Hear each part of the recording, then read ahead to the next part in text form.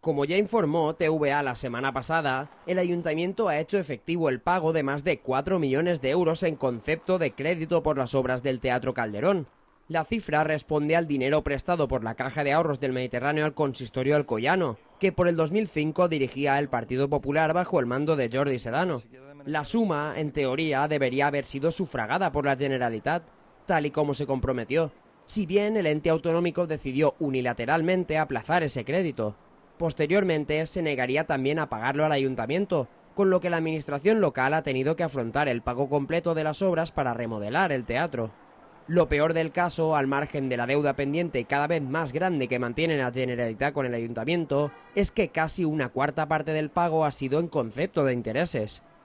Cabe recordar que el préstamo viene ya desde 2005, con lo que los aplazamientos y el pago esquivo por parte del Consell han incrementado los intereses hasta los 767.000 euros. Sí, el préstec este es va fer per a la construcció del Calderón, per a la rehabilitació que va ser una construcció del Teatre Calderón, i es va fer en 2005 a canvi d'una subvenció de la Generalitat. Clar, en 2005 els interessos han anat variant i si sumem el total del 2005 fins ara, que són 7 anys, estem parlant de 767.000 euros, com has dit, en interessos que s'han pagat al llarg d'estos anys. Fonamentalment els majors van ser en 2006-2008, i aquests 3 anys, perquè era quan més alt estava l'Euríbor, perquè la veritat és que les condicions no eren massa roïns, era valorat en l'Euríbor i un diferencial molt baixiu,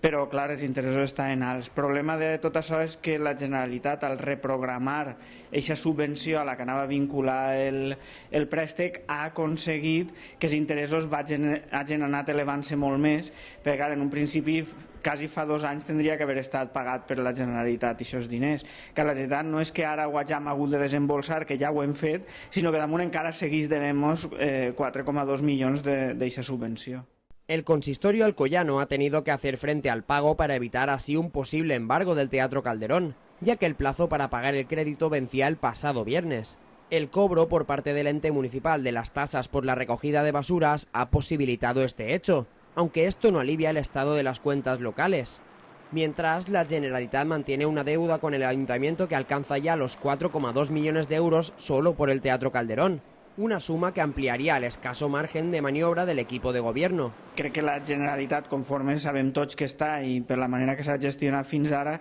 tenim la sensació que la pròrroga d'esta subvenció serà més llarga, i que el que confiem és que vagin arribant els diners, perquè a banda d'aixòs 4 milions del préstec del Calderón, la Generalitat li deu 5 milions a l'Ajuntament d'Alcoi. Clar, si això no es solventa d'alguna manera i la Generalitat paga alguna cosa, tornarem a veure en les arques municipals buides, però no tant per els recursos propis, sinó perquè la Generalitat no paga el que ens deu. Clar. Ens bloqueja pagaments a proveïdors, vull dir, no podem pagar en tota la celeritat que ens agradaria perquè no n'hi ha diners, vull dir, en efectiu no n'hi ha diners. No? Vull dir, una altra cosa és pressupostàriament, perquè és veritat que tu fas el pressupost en funció d'aixòs ingressos que en algun moment has de rebre i que és el que ens obliga la llei, però si no els reps, els ingressos, doncs clar, això genera un problema de liquiditat que no es pot solventar, més que en alguna operació de tesoreria o això, que és allò que estem mirant per veure si reduïm per lo menos i se retrasen els pagaments. Mientras la Generalitat se retrasa en el pago de las subvenciones, Alcoy ha de ver reducidas las prestaciones y servicios municipales,